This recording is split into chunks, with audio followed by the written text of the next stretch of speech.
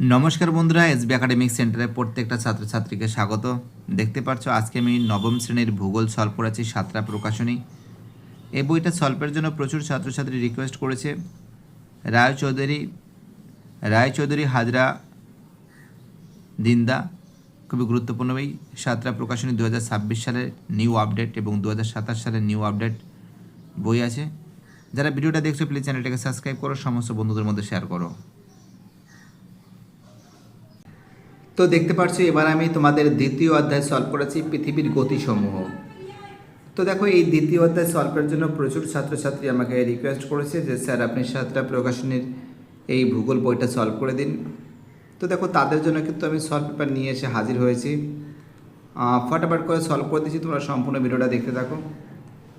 প্রথম প্রশ্ন বলেছে পরিক্রমণ কালে পৃথিবীর মেরুরেখা কক্ষতলের সঙ্গে হেলে থাকে 66.5 ডিগ্রি কোণে।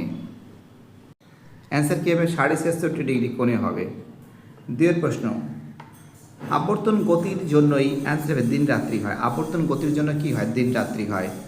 তিনের প্রশ্ন, সূর্য পৃথিবীর অপেক্ষা কত লক্ষ গুণ বড়? অ্যান্সার হবে 13 লক্ষ গুণ বড়। কত লক্ষ গুণ বড়? 13 লক্ষ গুণ বড়। খুবই সুন্দর করে তোমাদের সামনে সলভ করে দেওয়া হয়েছে। চারের প্রশ্ন কী বলেছে দেখে নাও। চারের প্রশ্ন বলেছে যে ঋতু পরিবর্তন কোন গতির প্রমাণে সংঘটিত হয়? অ্যান্সার হবে পরিক্রমণ গতি। অ্যান্সার কি হবে? ডি এর অ্যান্সার পরিক্রমণ গতি। পাঁচের প্রশ্ন, পৃথিবীর গোলীয় আকৃতির জন্য উষ্ণতার তারতম্য ও ঋতু পরিবর্তন ঘটে কারণ? অ্যান্সার হবে এর অ্যান্সার পৃথিবীর সব স্থানে লম্বভাবে সৌর রশ্মি পড়ে না। পৃথিবীর সব স্থানে লম্বভাবে সৌর রশ্মি পড়ে না। পরের প্রশ্ন আমাদের 6 দাগের প্রশ্ন কি বলেছে? 6 দাগের প্রশ্ন বলেছে সূর্য থেকে পৃথিবীর গড় দূরত্ব অ্যান্সার হবে 15 কোটি কিমি। 15 কোটি কিমি।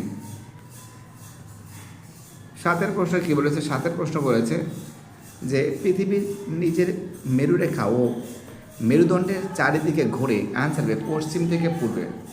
অ্যান্সার হবে পশ্চিম থেকে পূর্বে। 8 দাগের প্রশ্ন, 21শে জুন তারিখে উত্তর গোলার্ধের দিন বড়, রাত্রি ছোট এবং দক্ষিণ গোলার্ধের দিন সবচেয়ে ছোট এবং রাত্রি সবচেয়ে বড়, ওই দিনটিকে বলা হয়? অ্যান্সার হবে কর্কট সংক্রান্তি। কর্কট সংক্রান্তি কি বলেছে? উত্তর গোলার্ধের দিন বড়, রাত্রি ছোট। কর্কটে উত্তর গোলার্ধে, আচ্ছা ঠিক আছে, কর্কট সংক্রান্তি। 9এর প্রশ্ন, 23শে সেপ্টেম্বর হলো জলবিষুব। 23শে সেপ্টেম্বর কী আছে? জলবিষুব। আর তারপরে কি বলেছেন? 12 ঘন্টা দিন ও 12 ঘন্টা রাত্রি, এই দিনটিকে বলা হয় মহাবিষুব। অ্যান্সার কী হবে? মহাবিষুব। তো যাই হোক, এবার তোমাদের আমি এই প্রশ্নগুলো সলভ করে দিচ্ছি, ফটাফট করে তোমরা দেখে নাও। খুব সুন্দর করে তোমাদের সামনে আমি তুলে ধরেছি। প্রথম প্রশ্ন বলেছে যে নির্দিষ্ট উপবৃত্তাকার পথ, যে নির্দিষ্ট ড্যাশ পথ ধরে পৃথিবী সূর্যকে প্রদক্ষিণ করে। অ্যান্সার উপবৃত্তাকার পথ ধরে। অ্যান্সার হবে যে নির্দিষ্ট উপবৃত্তাকার পথ ধরে পৃথিবী সূর্যকে প্রদক্ষিণ করে, উপবৃত্তাকার হবে এবং সেই পথটিকে বলা হয় কক্ষপথ। 2 যে প্রশ্ন আছে, 2 প্রশ্ন, পৃথিবীর গড় ব্যাসার্ধ। অ্যান্সার হবে 3958.7 মাইল। 3958.7 মাইল। 3 প্রশ্ন, দক্ষিণায়নের শেষ দিন 22শে ডিসেম্বর তারিখ হয় বলে একে দক্ষিণ আয়ন্ত দিবস বলে। অ্যান্সার কি? দক্ষিণ আয়ন্ত দিবস বলে। দক্ষিণ আয়ন্ত দিবস বলে। 4 প্রশ্ন, পৃথিবীর পরিক্রমণ গতির একটি উল্লেখযোগ্য ফল হলো ঋতু পরিবর্তন। পৃথিবীর পরিক্রমণ গতির অন্যতম ফল হলো ঋতু পরিবর্তন। কেবল ঋতু পরিবর্তন। 5 প্রশ্ন, শীত গ্রীষ্মের মধ্যবর্তী সমভাবাপন্ন আরামদায়ক অবস্থানকে বলে বসন্তকাল। শীত ও গ্রীষ্মের মধ্যবর্তী সমভাবাপন্ন আরামদায়ক অবস্থানকে বলে বসন্তকাল। কি বলে? বসন্তকাল। 6 প্রশ্ন, আবর্তনের সময় পৃথিবীর যেসব স্থান অন্ধকার থেকে ছায়াবৃত্ত পেরিয়ে আলোয় আসে সেখানে হয় প্রভাত। অ্যান্সার কী হবে? প্রভাত। তো দেখো এবারে আমি তোমাদের জন্য এই যে প্রশ্নগুলো আছে এই প্রশ্নগুলো খুব সুন্দর করে সলভ করে দিচ্ছি। সম্পূর্ণ ভিডিওটা তোমরা দেখতে থাকো। শুদ্ধ অশুদ্ধ, দেখো যেটা শুদ্ধ আছে সেটা আমি রাইট মারছি, যেটা অশুদ্ধ আছে সেটা আমি কেটে দিচ্ছি। নরওয়ের উত্তরে হ্যামারফেস্ট বন্দরে মে মাস থেকে জুলাই মাস পর্যন্ত সূর্যকে রাত্রের বেলায় দেখা যায় সন্ধ্যাকালীন দেখা যায় সূর্যকে রাতের বেলায় দেখা যায় একে সন্ধ্যাকালীন সূর্যদের বলা হয়। এটা সত্য আছে। লাইনটা একটু উলট পালট করছিলাম, অনেকটা দূর থেকে দেখছি, ক্যামেরার সামনে বুঝতে পারছো অনেকক্ষণ ধরে তাকিয়েছি না, চোখে খুব লাগছে।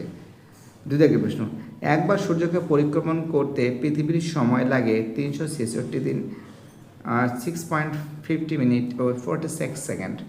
এটা কি আছে? মিথ্যা আছে। 3 প্রশ্ন, নিরক্ষীয় ও 2 মেরু অঞ্চলে মেরু প্রবাহ দেখা দেয়। এটা মিথ্যা। 4 প্রশ্ন, ফেরারের সূত্রের সঙ্গে কোরিলের শক্তির সাহায্যে নিয়ত বায়ুর গতিবিক্ষেপ ঘটে। এটা কি আছে? সত্য। এবার দেখো এখান থেকে যে প্রশ্নগুলো আছে এই প্রশ্নগুলো আমি সলভ করে দিচ্ছি, দেখতে থাকো। 1 প্রশ্ন, পৃথিবীর কোন রেখায় সর্বাধিক গতিবেগ হয়? অ্যান্সার হবে নিরক্ষ রেখায় সর্বাধিক গতিবেগ হয়।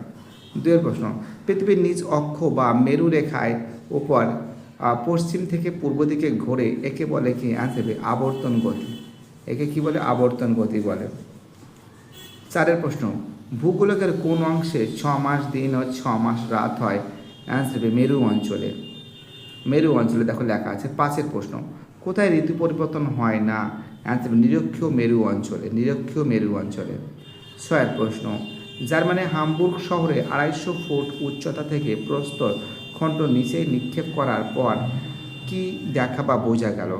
দেখো 16 নম্বর পেজে আছে। এর অ্যান্সার হবে পৃথিবীর আবর্তনের কারণে প্রস্তর খণ্ডটি লম্বভাবে না পড়ে পূর্ব দিকে একটু গিয়ে পড়ে, পূর্ব দিকে সরে গিয়ে পড়ে। পৃথিবীর আবর্তনের কারণে প্রস্তর খণ্ডটি লম্বভাবে না পড়ে পূর্ব দিকে একটু গিয়ে পড়ে। ঠিক আছে, চলো এবার আমি তোমাদের পরের প্রশ্নগুলো সলভ করে দিচ্ছি। দেখো বাম স্তম্ভের সঙ্গে ডান স্তম্ভে মিলাতে হবে। এখানে কি বলেছে?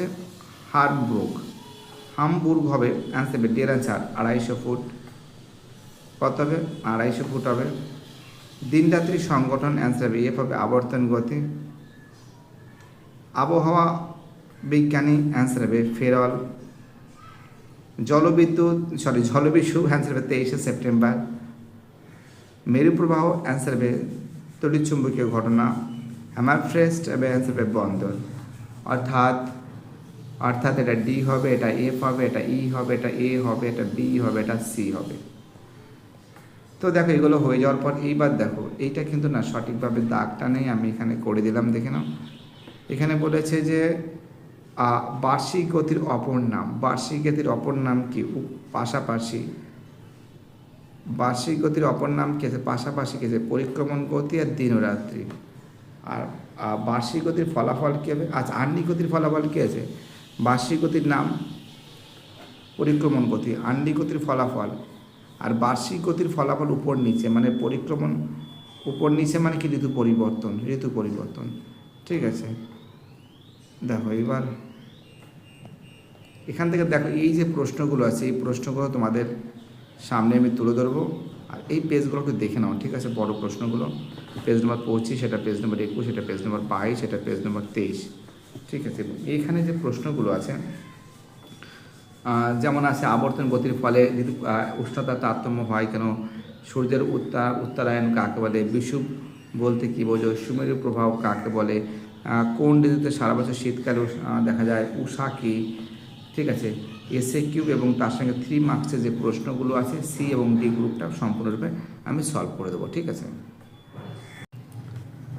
তো দেখতে পাচ্ছ সূর্যের উত্তরায়ণ কাকে বলে? ওকে, বিষুব বলতে কী বোঝো? দেখে নাও অ্যান্সারগুলো।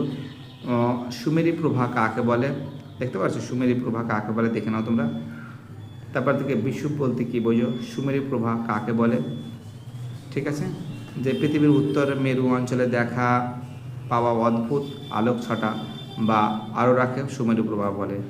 5 প্রশ্নের অ্যান্সার দেখতে পাচ্ছ শীতকালে থাকে। 6 প্রশ্ন কি আছে? উষা কি? দেখতে পাচ্ছ অ্যান্সারটা।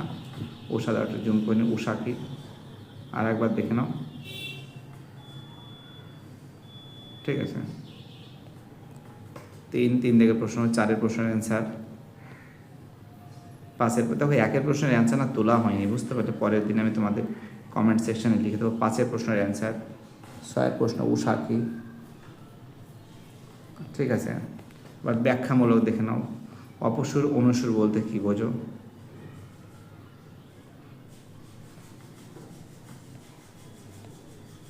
বিজ্ঞানে ফুকো পরীক্ষা দ্বারা কি প্রমাণ করেছিলেন? দেখতে পাচ্ছ সুন্দর করে তোমাদের সামনে কিন্তু তুলে ধরা হয়েছে। 2 প্রশ্ন, ঠিক আছে। 3 প্রশ্ন, আবর্তন গতিজনিত কারণে জোয়ার ভাটা সম্পর্কে লেখো। দেখতে পাচ্ছ, স্ক্রিনশট মেরে নাও। 4 প্রশ্ন, দিন ও রাত্রি, এই যে দিন ও রাত্রি কিভাবে সংগঠন হয়, ঠিক আছে। মধ্যাহ্ন গতির মধ্যে পার্থক্য লেখো। মহাকর্ষণ সূত্র কি? 5 প্রশ্নের অ্যান্সারটা তোমাদের সামনে দেখে দিচ্ছি। পার্থক্যটা কি, এটা পেজ নাম্বার কিন্তু 17 নম্বর পেজ, ঠিক আছে। তোমরা দুটো লিখে দিলেই পার্থক্য হয়ে যাবে, 2 সাইডে দুটো লিখে দিলেই পার্থক্য হয়ে যাবে। মধ্যাহ্ন গতির মধ্যে পার্থক্য, প্রথমে মধ্যাহ্ন কি লিখবে?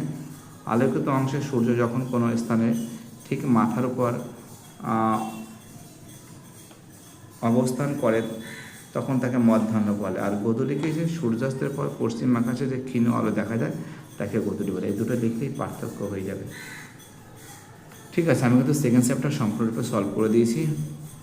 ভিডিওটি দেখার জন্য সবাইকে অসংখ্য ধন্যবাদ জানাই। বাই, টাটা, সবাই ভালো থাকবে।